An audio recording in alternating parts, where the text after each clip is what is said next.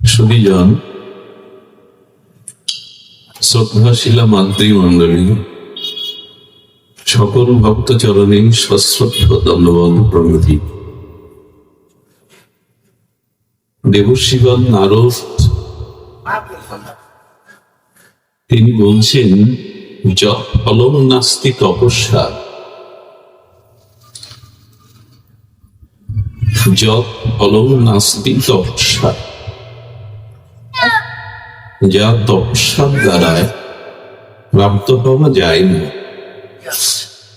ন যোগেন সমাধিনা।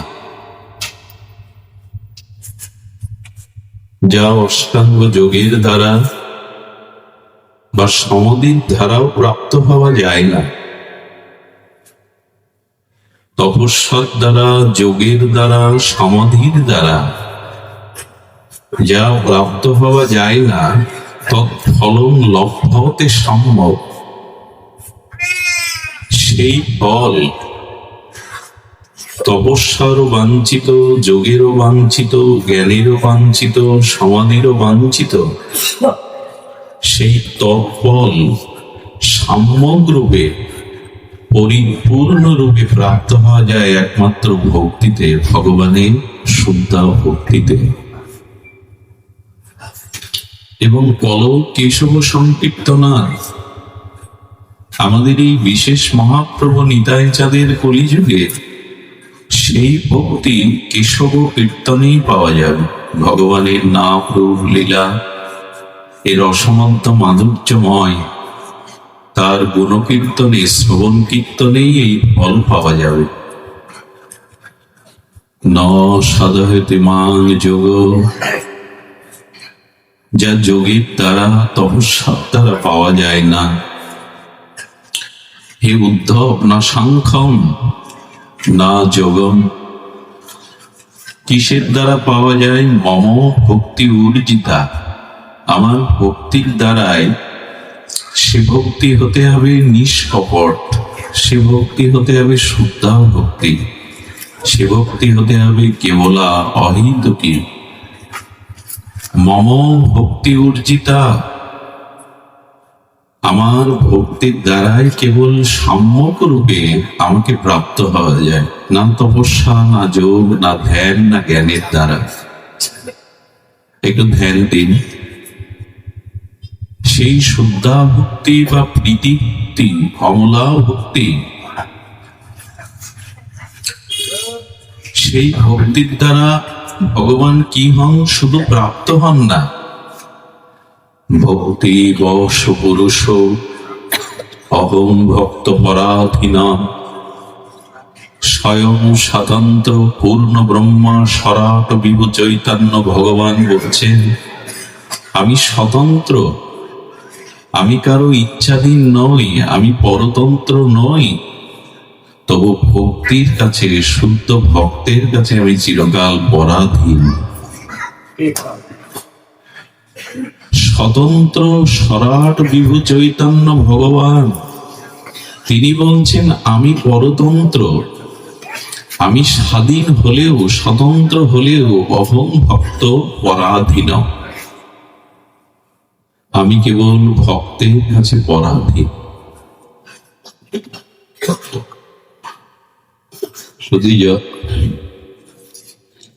ভক্তের কাছে পরাধীন কেন হবেন তিনি? আর ভক্তি বশ পুরুষ, আমি ভক্তের কাছে, ভক্তির কাছে বশ হই। যে বশ মানে কি? দেখবেন কোন ব্যক্তি বানর হনুমানকে বশীভূত করে, তাকে খাদ্য দিয়ে লালন পালন করে বশীভূত হয়ে বাজারে খেলা দেখায়, আর বানরকে যা যা বলা হয় সে অভিনয় করে ইঙ্গিতে সেই খেলা দর্শকের মনোরঞ্জন করে। এবং এইভাবে এই বানর হনুমান বশকারী ব্যক্তি যা যা বলেন তাই অনুকরণ করে খেলা দেখায়। চিনে বলে বশ, উঠতে বসলে ওঠে, বসতে বললে বসেন। এখন ভগবান বলছেন অহং ভক্ত পরাধীন, আর ভক্তি বশ পুরুষ, সেই শুদ্ধা ভক্তির কাছে আমি বশ হয়ে যাই। আমাকে উঠতে বললে উঠি, বসতে বললে আমি বসি। শুধু তাই নয়, ভক্ত যদি বাজারে আমাকে বিক্রি করে দেয়, আমি সেই ভক্তিবশ ভক্তের কাছে বিক্রি পর্যন্ত হয়ে যায়। কিন্তু এই যে ভগবান ভক্তির কাছে বশীভূত হন, কোন সেই ভক্তি, আর সেই ভক্তের লক্ষণও বাকি। কোলাহল করবেন না, অনেক অসুস্থ শরীরে আপনাদের চরণে এসেছি। বাইরের বা ভেতরের কোলাহল হয়তো আমাদের যে বিষয়ের জন্য এত কষ্ট, এত আয়োজন, সব নষ্ট হয়ে যাবে যদি শ্রদ্ধা না আসে, যদি শ্রবণের আগ্রহ না আসে। এসেছেন যখন সংসার ছেড়ে, মনটা একটু ভগবত কথার মধ্যেই মনোনিবেশ করে।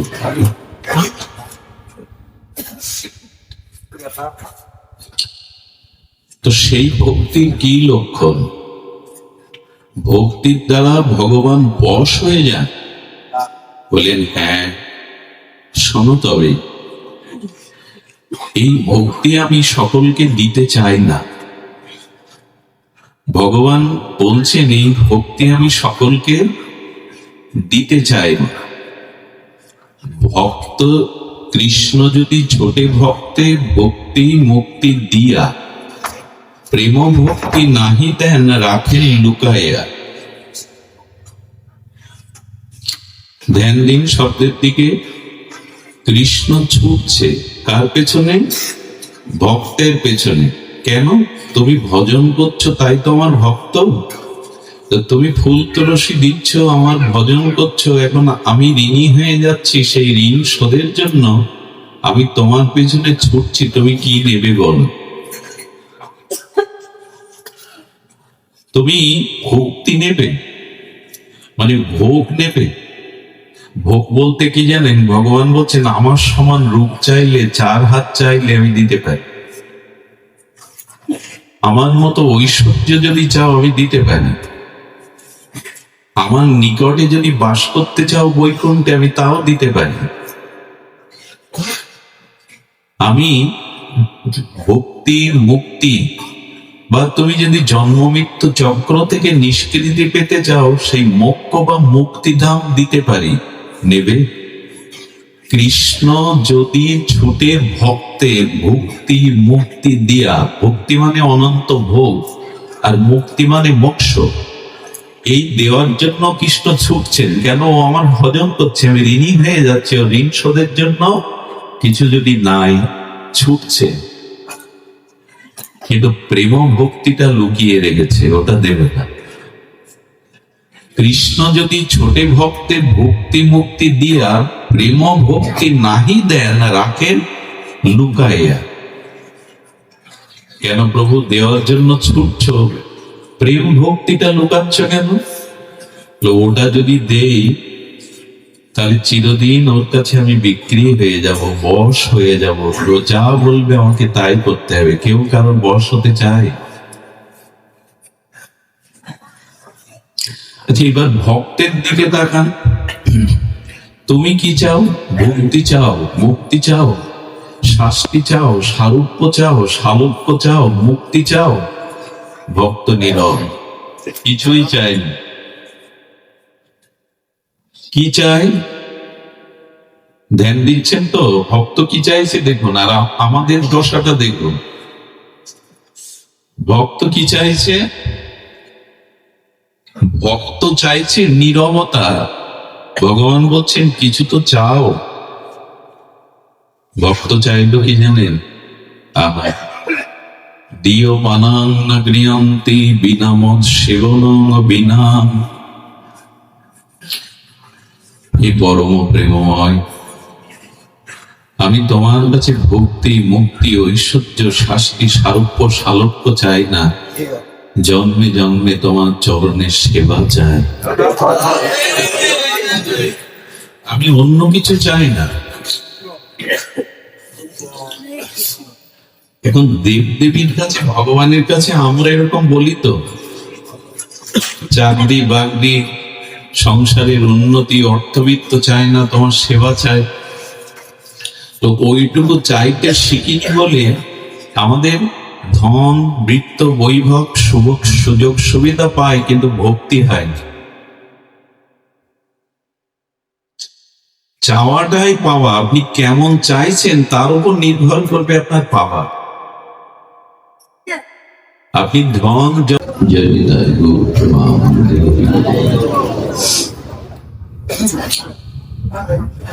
ভক্ত কি চাইছে? জন্মে জন্মে তোমার সেবা ভিন্ন, তোমার কাছে কারো কাছে ইহকালে পরকালে কিছুই চায় না। আমরা এই জায়গায় আসতে পারি না। অনন্ত ভোগ চাওয়া পাওয়া আমাদের মনের মধ্যে স্ফুরণ ঘটে, এটা চাই সেটা চাই, এটা প্রয়োজন। এই জন্য শুদ্ধা ভক্তি আমাদের অধরা থেকে যায়, ভগবান ওটা দিতে চান না।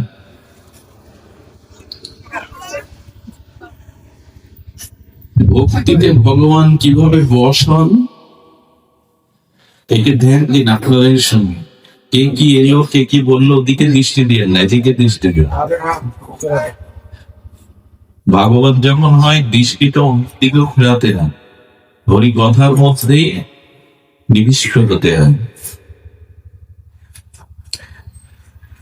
তো ভগবান ভক্তিতে বশ যেহেতু, এই জন্য ভক্তি সহজে দিতে চান না। আচ্ছা, ভগবানকে যদি বলি ভক্তি যদি ভক্তকে তুমি দাও, প্রেম ভক্তি শ্রদ্ধা ভক্তি দাও, তো কি হয়? বললাম আমার আর সে দাস থাকে না, আমি সত্যি সত্যি জন্ম জন্মান্তরে ওই ভক্তের দাস হয়ে যায়, আমি দাস হই। এটা যাত্রা মঞ্চের অভিনয়ের দাস নয়, চিরকালীন তার দাস হই।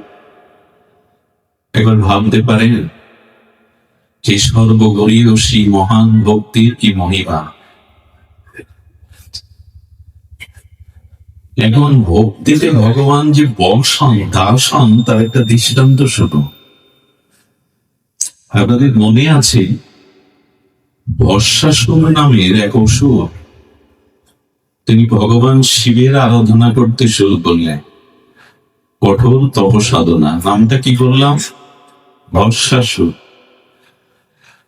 আশুতোষ ভগবান শঙ্কর অল্পতেই তুষ্ট হন। তো ওই ভস্মাসুরের কঠোর তপস্যায় সন্তুষ্ট হয়ে ভগবান শঙ্কর বলছেন বর চাও, উনি দিতেই আসেন। ভস্মাসুর বলছে প্রভু আমাকে বর দিন যে যার মাথায় আমি হাত রাখবো সে যেন ভস্ম লেগে যায়। ভগবান শঙ্কর এত ভোলা না,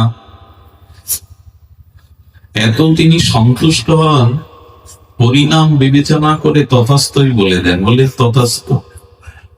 তখন ভস্মাসুর বললেন রিহার্সালটা আপনার দিয়েই হোক,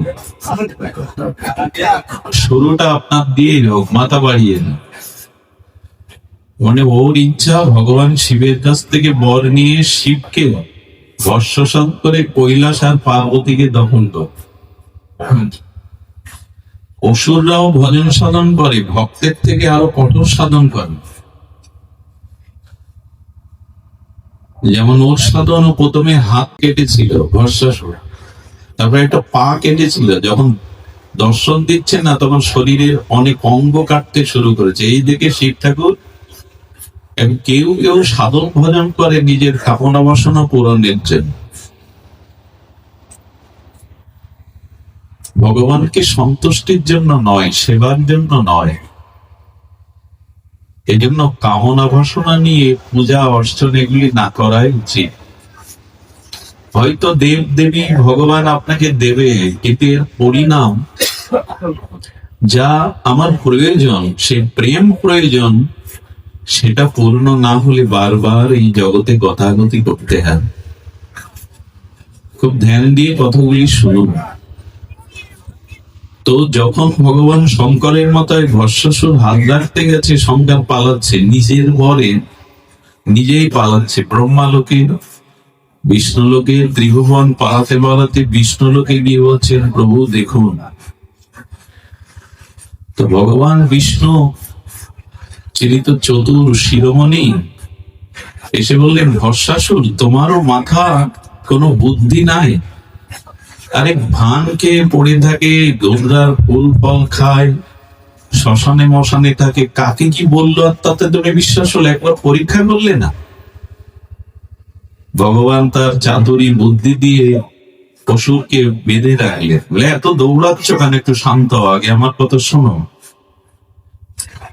উনি যেটা বললেন, দুবরার ফুল ফল খান, আর উনি আবেশে থাকেন, কি বলেছে সেটাই শুনতো।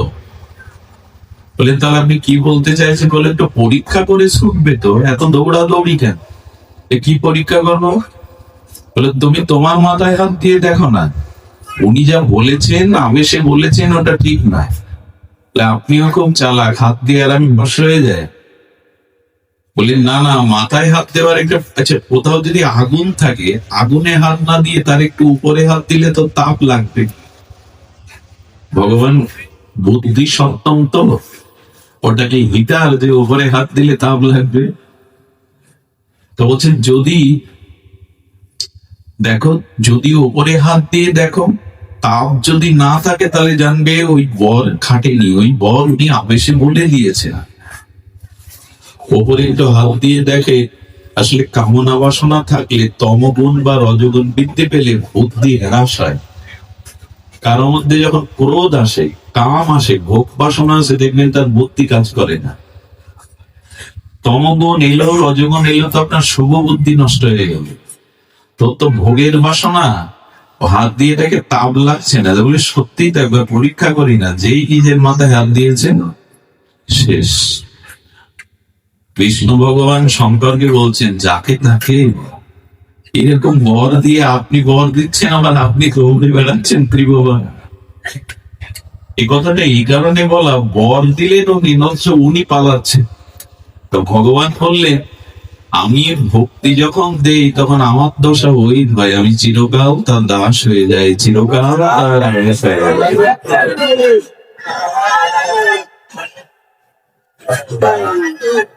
এই জন্য ভক্তি বা প্রেম আমি সমাজে দিতে চাই না।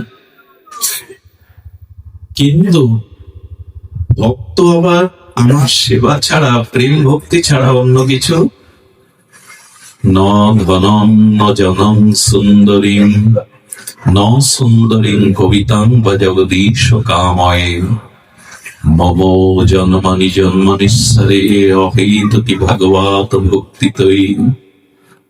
আমি ধন চাই না, আমি কবিত্ব প্রতিভা মান চাই না, সুন্দরী রমণী চাই না, জন্ম জন্মান্তরে তোমার চরণে যেন আমার অহেতুকি ভক্তি হয়, হেতু যেন না থাকে। তোমার পাঠ শুনতে এসেছি, তোমার গুণমহিমা মাধুর্য শুনতে এসেছি, আমার প্রাণে যেন তোমাকে সুখ দেওয়া ছাড়া আমার নিজের কোনো চাওয়া পাওয়া না থাকে। এই জায়গাটা একবার এসে দেখুন, তখনই প্রকৃত শান্তির সন্ধান পাবে। কামনা বাসনা নিয়ে ভগবানের কাছে গেলে কি হয়, মাঝখানে বাধা হয়ে যায়। আচ্ছা, আমি আপনাকে আলিঙ্গন করছি বন্ধু ভেবে, আপনার নাভির উপরে কোনো বস্ত্র নাই, জামা কাপড় নাই, আমারও নাই, তো ওই দুটো দেহ পক্ষে পক্ষে তো মিশে যাবে, চর্মে চর্মে মিশে যাবে, কিন্তু একটা জায়গা মিশবে না। যদি কারো গলে উপনয়ন বা পৈতা থাকে, ওই জায়গাটুকু বাধা পড়বে কিনা, ওইটুকু সুতোই বাধা হয়ে যাবে। তাদের পক্ষে পক্ষে দুই সজ্জন বন্ধুর আলিঙ্গনে ওই সুতোটাই অন্তরায় হয়ে যাবে, বাধা হয়ে যাবে। তো ভগবান বলছে, তোমার আর আমার মাঝখানে ভক্তি ছাড়া অন্য কামনার এইখানে তাহলে বাধা হয়ে যাবে, ওইটুকু বাধা পড়ে যাবে। এ আর কবে বুঝবো, এ জন্মে আর বোঝা হয়েছে, কত জন্ম যাবে, তো এই জায়গায় আসতে অনেক বিলম্ব হবে, আবার সহজেও হবে। দেখুন, আমাদের এক পদকর্তা বলেছেন, কথাটি হৃদয়ে গেঁথে নিন। এক পদকর্তা বলেছেন, শেষ মহেশ গণেশ দীনেশ সুরেশ, এদের নামগুলো তো জানে। শেষ মানে বলরাম, অনন্ত নাগ। শেষ মহেশ মানে শিব। শেষ মহেশ আর দীনেশ গণেশ সুরেশ। সুরেশ মানে দেবরাজ ইন্দ্রাদি দেবগণ। চতুরানন ষড়ানন পঞ্চানন। পঞ্চানন মানে ভগবান শঙ্কর। ষড়ানন মানে কার্তিকেয়। আর চতুরানন মানে ব্রহ্মা। অর্থাৎ শেষ মহেশ গণেশ সুরেশ বা ব্রহ্মা শিবাদি এবং অনন্ত যোগীগণ মণিগণ ঋষিগণ, যার মহিমা গুণকীর্তনে, যার অনন্ত গুণমহিমা মাধুর্য তারা পরিপূর্ণরূপে জ্ঞাত হতে পারেন না, তাহার পরিপূর্ণ ঐশ্বর্য মাধুর্য পরাকাষ্ঠাকে স্পর্শ করতে পারেন না, বর্ণনা করে শেষ করতে পারেন না, সেই ভগবান ভক্তি বা ভক্তের কাছে চিরবশ হয়ে তার পিছু পিছু ছুটে বেড়ান। এরাও যার মহিমা, অনন্ত মহিমা, অনন্ত মাধুর্য অন্ত করতে পারেন না, সেই ভগবান কি করে? শেষ মহেশ গণেশ সুরেশ ষড়ানন পঞ্চানন চতুরানন, যার অনন্ত মহিমা পার পান না, সেই ভগবান বৃন্দাবনে ভক্তিময় গোপীদের কাছে একটা নাড়ুর লোভে ধীর ধীর করে নাচছেন বৃন্দাবন। ভক্তির মহিমা বুঝতে পারছেন কথা? এরা যার পার পায় না, সেই অনন্ত মাধুর্যময় শ্রীগোবিন্দ ব্রজলীলাতে ব্রজ গোপিকাদের অহিন্দুক নির্মল বিশুদ্ধ ব্রজপ্রেমের দ্বারা বলছেন, গোপাল তোর জন্য নাড়ু এনেছি, দাও। ছুটে যাচ্ছে নাড়ুর লোভে। নাড়ুর লোভে গোবিন্দ ছুটে। আসলে এই নাড়ুর মধ্যে গোপীদের নিঃস্বার্থ ভক্তি বা প্রেম মেশানো আছে। বস্তুতে ভগবান তল হয় না, তিনি তো ঐশ্বর্যপতি, সকল কিছু তো তার, কিন্তু এই নাড়ুর মধ্যে গোপীদের সেই অহেতুক প্রীতি ব্রজ ভক্তি মেশানো আছে। সেই নাড়ু যেই নিতে যাচ্ছে, গোবিন্দ নাড়ু দিতে পারি, একটু নেচে দেখাতে হবে। গোবিন্দ তখন তা দিন দিন না না দিন দিন না করে নাচছেন।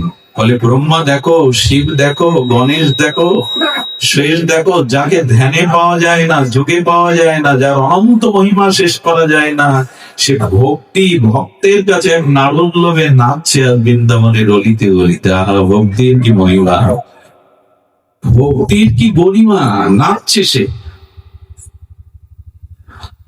যে বানর খেলা দেখায়, যেমন বানরের মালিক, ওঠো বসো তাই করে দেখা, সেই ভক্তি কি চাইবো না? সংসারের জন্য চেয়েছেন, পেয়েছেন, সংসার কি দিয়েছে আপনাকে? আজ পর্যন্ত সংসার ফাঁকি ছাড়া, যন্ত্রণা ছাড়া, দুঃখ ছাড়া কেউ কাউকে কিছু দেয়নি। যদি বলেন তাই, তো 800 কোটি মানুষের মধ্যে সবাই তাহলে সংসারে প্রবেশ করে কেন? সংসারই হতে চাই কেন? বলল, পরে সুখ পাবো এই আশায় কাটায় কাল, কত কাল সুখ পরে হবে। বিয়ের আগে মনে করি লেখাপড়ার দ্বারা উচ্চ শিক্ষা লাভ করলে সুখী হব, উচ্চ শিক্ষা লাভ করে মনে করে চাকরি পেলে সুখী হব, কিন্তু ছুটতে থাকে। শান্তির চাকরি পাওয়ার পরে বললেন বিবাহ করলে সহধর্মিণী আনলে সুখী হব, স্ত্রী আনার পরে বললে পুত্র কন্যা হলে সুখী হব, পুত্র কন্যা জন্মালে তাদের বড় হলে মানুষের মতো মানুষ করতে পারলে, শিক্ষিত করতে পারলে, ডাক্তার মাস্টার করতে পারলে সুখী হব। এইভাবে সামনে সুখের আশায় মানুষ দিন গণে, জন্ম গণে। সংসারে আজ পর্যন্ত কেউ চির সুখ পায়নি, পাওয়ার কথাও নাই। এই জন্য চাইতে হয় ভগবানকে।